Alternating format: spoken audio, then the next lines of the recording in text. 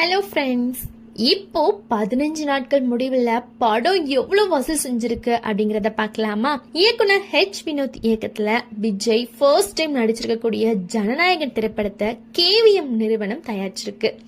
அனிருத் இசையமைச்சிருக்கக்கூடிய இந்த படத்துல பூஜா ஹெக்டே, மமிதா பைஜு, பிரகாஷ்ராஜ், பாபி தியோல் அப்படின்னு பலரும் நடிச்சிருக்காங்க.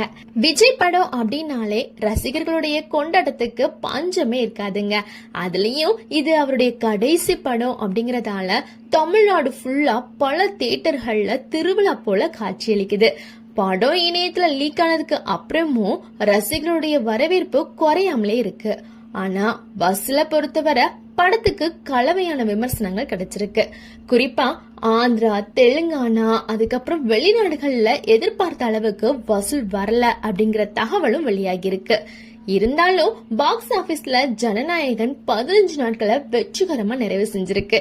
இப்போ வெளியாகி இருக்கக்கூடிய தகவல் என்னன்னா, இந்த படம் உலக அளவுல 302 கோடி வசூல் பண்ணிருக்கிறதா சொல்லப்படுது. இனி வரும் வீக்கெண்ட்லயும் அடுத்த சில நாட்கள்லயும் இந்த வசூல் இன்னும் எவ்வளவு அதிகரிக்கும் அப்படிங்கறத பொறுத்திருந்துதான் பார்க்கணும். இந்த வசூல் குறிச்சு உங்களுடைய கருத்து என்ன அப்படிங்கறத கமெண்ட்ல சொல்லுங்க. நன்றி, வணக்கம்.